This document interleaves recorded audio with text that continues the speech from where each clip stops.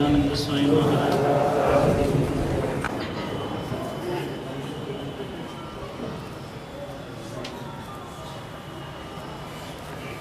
ગઢડા અંત્ય પ્રકરણનું 35મું વચનામૃત વંચાણ. સુખ સ્વામીના 4 પ્રશ્નો આવ્યા.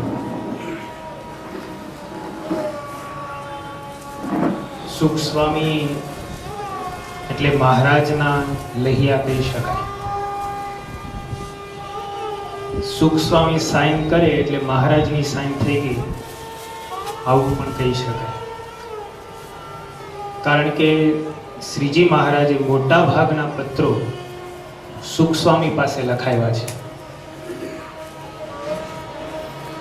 અને સુખ સ્વામી એ આ વચનામૃતનું છેલ્લું પ્રૂફ અને છેલ્લું લખાણ જો આપણે કહીએ તો સુખ સ્વામીએ કરેલું છે. 76ની સાલથી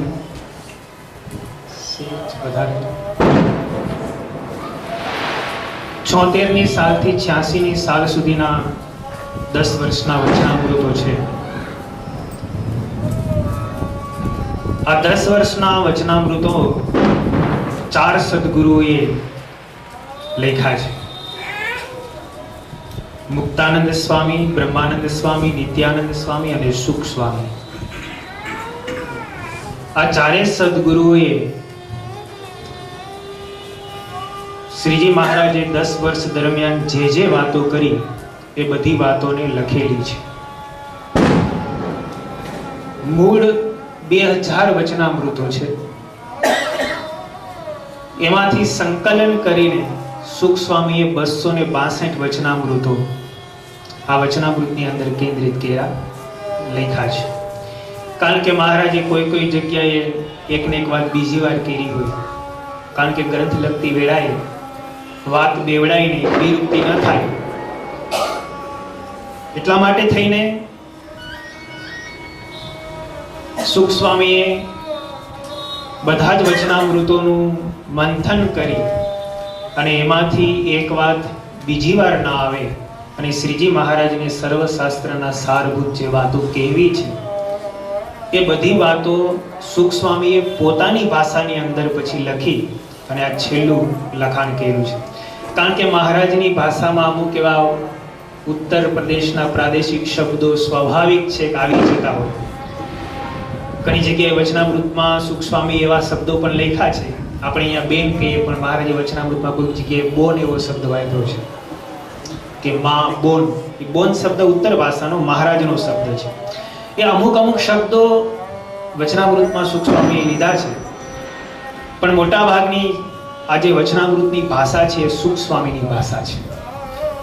એમનું છેલ્લું લખાણ છે. એ સુખ સ્વામીના વચનામૃતમાં 4 પ્રશ્નો છે.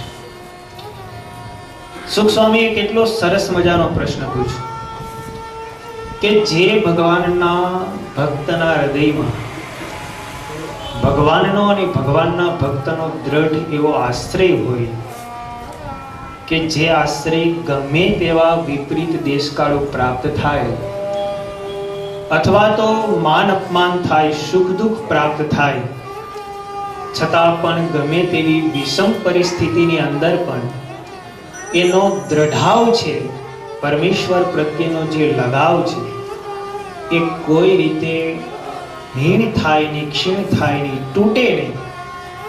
એનું કારણ શું છે? શ્રીજી મહારાજે એના માટે 2 વસ્તુ બતાવી. એક તો પરમેશ્વરનું દ્રઢપણું એ હોવું જોઈએ કે આ જગતનો કરતા ભગવાન સિવાય બીજો કોઈ છે નહીં.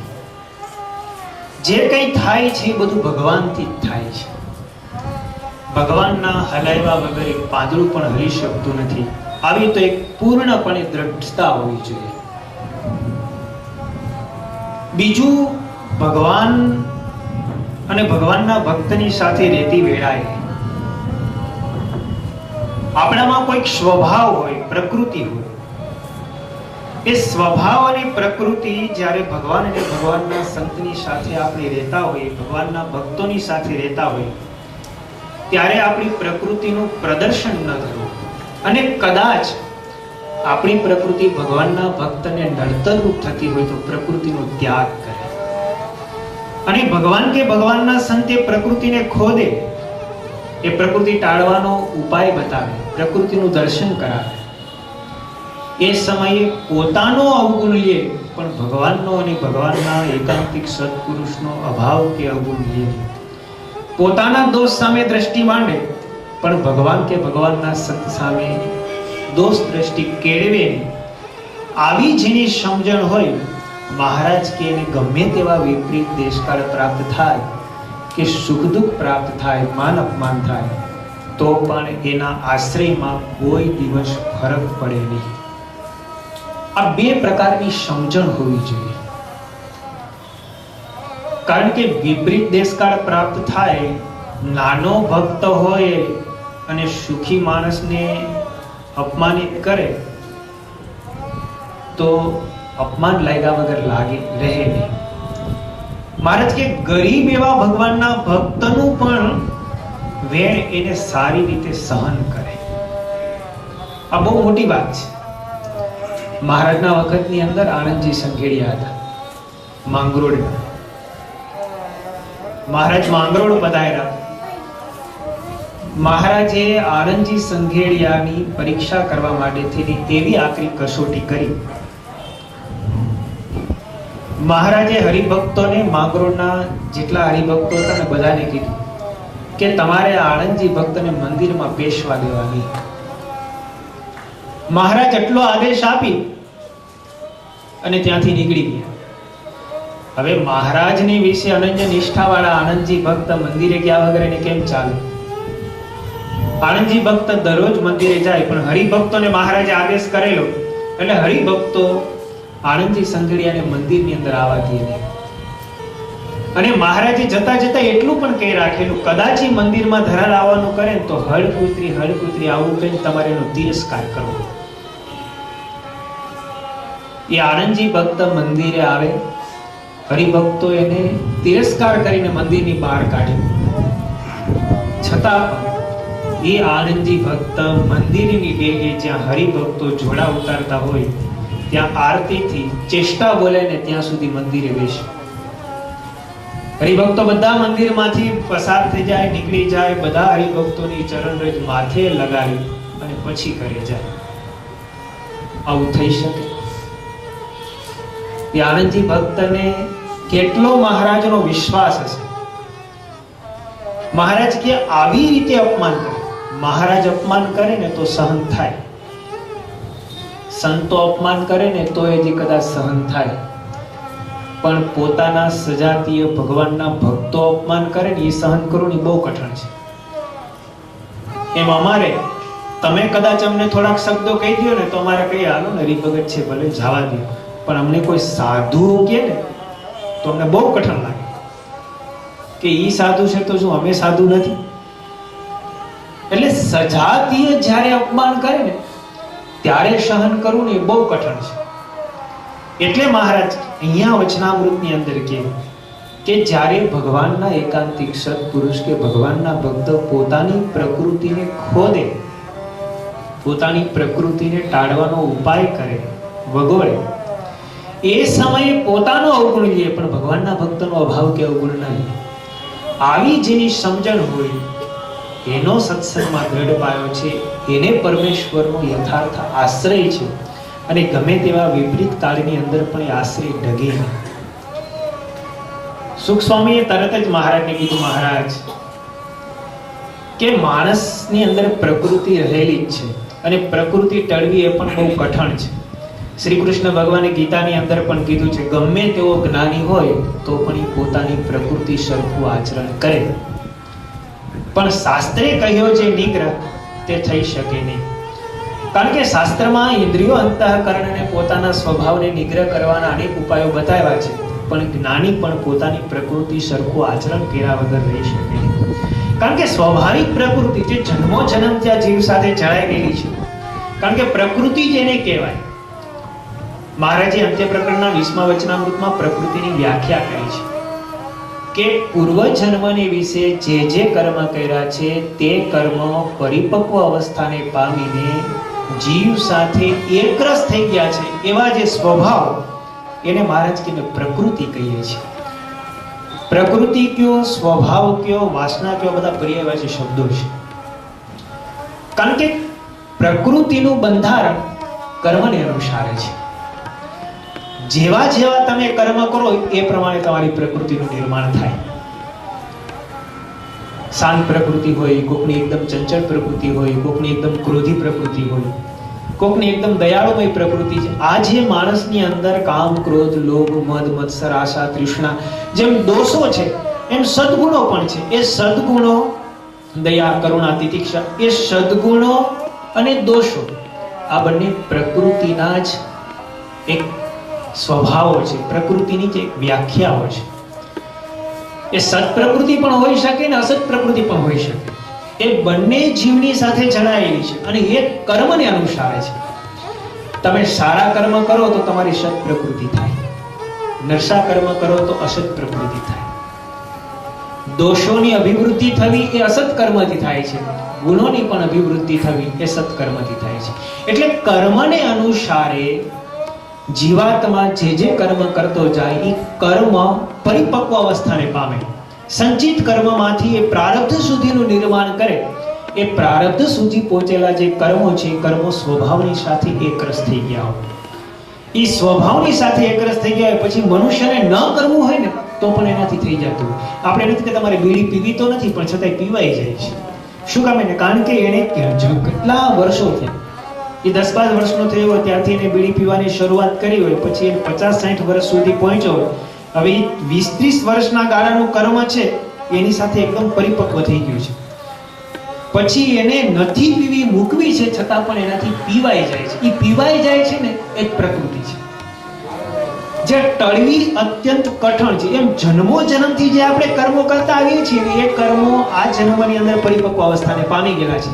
એટલે પ્રકૃતિનું એક નિર્માણ થયું. હવે એવી જે પ્રકૃતિ જન્મો જન્મથી આપણી સાથે ને સાથે છે, એ પ્રકૃતિને કોઈ ટાળવાનો ઉપાય કરે કે એ પ્રકૃતિને કોઈ વખોડે એટલે સ્વાભાવિક જીવને મૂંઝવણ થયા વગર રહેવાની નથી. એટલે સુખ સ્વામીએ કીધું કે પ્રકૃતિને જ્યારે સંત ખોદે કે તું તો લોભી છો, તું તો કામી છો, તારામાં આવા દોષ રહેલા છે, આવું જ્યારે કહે ત્યારે મનમાં મૂંઝાય તો ખરો, પણ એ મૂંઝવણમાં કઈ ફેર છે કે નહીં? આવો તરત સુખ સ્વામી એ પ્રશ્ન કર્યો. મહારાજ કે મૂંઝાય, ભગવાન અને સંત પોતાની પ્રકૃતિને ખોદે, વગોડે એ સમયે મૂંઝાય, પણ જો પોતાનો ગુણ લે, પોતાનો અવગુણ લે અને ભગવાન અને સંતનો ગુણ વિચારે કે આજે સંત મારી પ્રકૃતિને વખોડે છે એ મારા હિત માટે છે. જો આ સંત મને નહીં કહે તો પછી મને કોણ કહેશે? મારી પ્રકૃતિ ક્યારે ટળશે? હું મારી પ્રકૃતિને ટાળવા માટે સમર્થ છું નહીં, કે મારી પ્રકૃતિનું દર્શન કરવા માટે પણ સમર્થ છું નહીં, તો આ સંત કરુણાએ કરીને મારી પ્રકૃતિ મને ઓળખાવે છે, ટાળવાનો ઉપાય બતાવે છે અને કઈ રીતે ટળે એના માટેના એ પ્રયત્નો પણ કરે છે. એવી રીતે એ સંતનો ગુણ ગ્રહણ કરે અને પોતાનો અવગુણ લે તો મહારાજ કે એ સારું. પણ જો ભગવાનનો અને સંતનો અવગુણ લે અને પોતાનો ગુણ લે કે મારી પ્રકૃતિ છે તો સારી છે, તો એના સ્વભાવ ક્યારેય પણ ટળે નહીં. કારણ કે સામી વ્યક્તિને જે આપણી પ્રકૃતિ દેખાય છે એ પ્રકૃતિ આપણને ક્યારેય આપણી દેખાતી નથી. આ એક સ્વાભાવિક જ નિયમ છે. આપણે ઘણી વાર વાત કરીએ છીએ ને, ગુણાતીતાનંદ સ્વામીની વાતોમાં પણ લખ્યું છે કે જ્યારે પોતાના દોષ હોય એ ક્યારે બહાર પ્રગટ થાય ને એનું દર્શન સામે વ્યક્તિ જેનામાં એ દોષ ન હોય ને એ જ કરાવી શકે, નહીં તો કોઈ ન કરાવી શકે. આપણામાં કામ છે, એ કામનું દર્શન કોણ કરાવી શકે? તો જે નિષ્કામી છે એ કામનું દર્શન કરાવી શકે. આપણામાં લોભ છે, એ લોભનું દર્શન કોણ કરાવી શકે? તો કે જે નિર્લોભી છે ને એ લોભનું દર્શન કરાવી શકે. એવી રીતે નિષ્કામ, નિર્લોભ, નિસ્વાર્થ, નિસ્નેહ, નિર્માન એથી યુક્ત જે સંત હોય એ જ કામ, ક્રોધ, લોભ, મદ, મત્સર, આશા, તૃષ્ણા આદિ જે શત્રુઓ છે એનું દર્શન કરાવી શકે. શિવલાલ શેઠે કઈ ભૂલ નહોતી કરી, ભાવનગરમાં રઘુવીરજી મહારાજની પધરામણી કરાવી, હરિકૃષ્ણ મહારાજની ગઢપુરની અંદર મૂર્તિ પ્રતિષ્ઠા થઈ, એમાં બધો જ ખર્ચ આપી દીધો. સંતોએ ખૂબ પ્રશંસા કરી, થોડુંક માન આવ્યું. ગુણાતીતાનંદ સ્વામી પાસે જુનાગઢ આવ્યા. સ્વામી સભામાં બેઠા હતા. શિવલાલ શેઠે દર્શન કરતા હતા. એ સમયે ગુણાતીતાનંદ સ્વામીએ તરત શિવલાલ શેઠને પારખી લીધા. કીધું કે તારા જીવ સામું જોઉં છું ને તો અર્ધો સત્સંગ રહ્યો છે. એ દર્શન કોને થયું? તો કે જેનામાં માન નથી ને એવા ગુણાતીતને થયું. જે ગુણથી પર હોય એ જે ગુણથી યુક્ત હોય ને એને પારખી શકે અને એનું દર્શન કરાવી શકે. તરત જ શિવલાલ શેઠે એને કીધું કે તારા જીવ સામું જોઉં છું તો અર્ધો સત્સંગ રહ્યો છે. પણ શિવલાલ શેઠે તરત જ કીધું, હા સ્વામી, તમે કયો છો ને એ વાત સાચી. પણ ગુણાતીતાનંદ સ્વામીનો અભાવ અવગુણ ન લીધો તો એના સ્વભાવ ટળ્યા, એ બ્રહ્મરૂપ થયા. પણ જો પોતાના વિશે ગુણ દેખે અને પોતે જે ગુણનું દર્શન કરાવે છે એનામાં અવગુણ દેખે તો એ સત્સંગમાંથી જતા એને જરાય વાર ન લાગે. અલૈયા ખાચર નિષ્ઠિક બ્રહ્મચારી હતા. શ્રીજી મહારાજ ગઢપુરની અંદર સભા કરીને બેઠા હતા. મોટા મોટા કાઠી દરબારો બધા ગામ ધણીઓ સભાની અંદર બેઠા. અલૈયા બાપુ પણ સભાની અંદર હતા. શ્રીજી મહારાજે મુક્તાનંદ સ્વામીને કીધું, સ્વામી, આપણા સત્સંગમાં મોટામાં મોટો હરિભગત કોણ છે અને મોટો કરવા યોગ્ય કોણ છે? હવે મુક્તાનંદ સ્વામી એટલે એની દ્રષ્ટિ તો બધાને વિશે સમાન હોય, એના માટે કોઈ પક્ષપાત વાળી તો વાત હતી જ નહીં. સ્વામીએ તરત જ મહારાજને કીધું, મહારાજ, પહેલા નંબરના હરિભક્ત જો આપણા સત્સંગમાંથી કોઈ આવતા હોય તો દાદા ખાચર છે. હવે દાદા ખાચરનું નામ પડ્યું. હવે દાદા ખાચર જેને બબે સ્ત્રીઓ અને અલૈયા ખાચર નિષ્ઠિક બ્રહ્મચારી, લગ્ન પણ કરેલા નહીં. હવે એનું નામ સભામાં ન આવે, દાદા ખાચરનું નામ આવે તો ન થાય કે મુક્તાનંદ સ્વામીની દોષ દ્રષ્ટિ છે, પક્ષપાત વાળી દ્રષ્ટિ છે, કાને કઈ ખબર પડતી નથી કે કોણ સત્સંગમાં મોટો કરવો જોઈએ. શ્રીજી મહારાજે મને હરિભક્તોને સત્સંગ કરાવવા માટે થઈ અને ગામડે ગામડે મોકલે. હું નિષ્ઠિક બ્રહ્મચારી, મારા જેવું કોઈ બ્રહ્મચર્ય વ્રત પાળી શકે નહીં. શ્રીજી મહારાજ મને કેટલું સન્માન આપે અને આ મુક્તાનંદ સ્વામી દાદા ખાચરને મોટો કરે.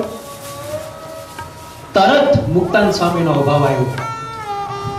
જ્ઞાનમાંથી તલવાર ખેંચી મુક્તાનંદ સ્વામીનું માથું કાપવા માટે તૈયાર થયા. મહારાજે તરત કીધું, અલૈયા ખાચર, આ શું કરો? મુક્તાનંદ સ્વામીને ક્યાં ખબર પડે છે? આ સત્સંગમાં તો તમે મોટા છો.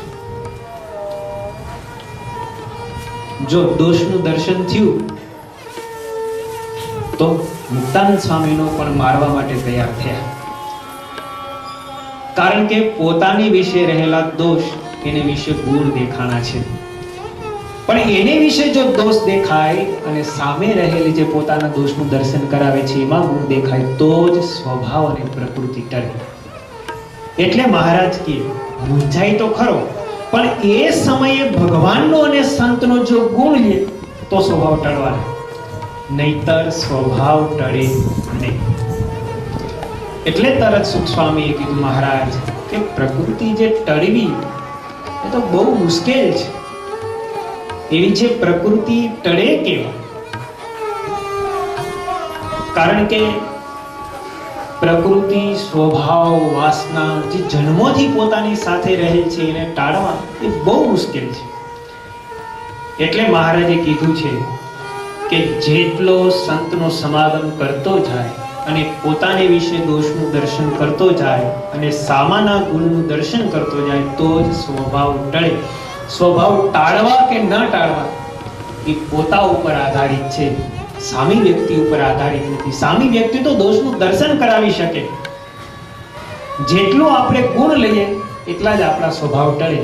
અવગુણ લેવાથી આપણા સ્વભાવ ક્યારેય પણ ટળતા નથી. પછી મહારાજે જે શાસ્ત્રની વાત કરી છે, મહારાજે કૃપા કરીને પછી થોડીક વાત કરી. મહારાજ કે શાસ્ત્રોની અંદર તો એમ કીધું છે કે ભગવાનના એકાંતિક જે સત્પુરુષ એનો દ્રોહ કરે તો ભગવાનનો દ્રોહ કર્યા તો જે પાપ લાગે, અને ભગવાનના જે એકાંતિક સત્પુરુષ છે એનો ગુણ લે તો ભગવાનનો ગુણ લીધા બરાબર પુણ્ય પ્રાપ્ત થાય છે. આવું મહારાજ કે શાસ્ત્રોની અંદર કીધું છે. એની પાછળનું કારણ શું છે? અને શાસ્ત્રોની અંદર એમ પણ કીધું છે કે ભગવાનનો જે દ્રોહ કરનારા એવા કંસ, શિશુપાળ, પૂતના આદિ જે થયા છે એનું પણ ભગવાને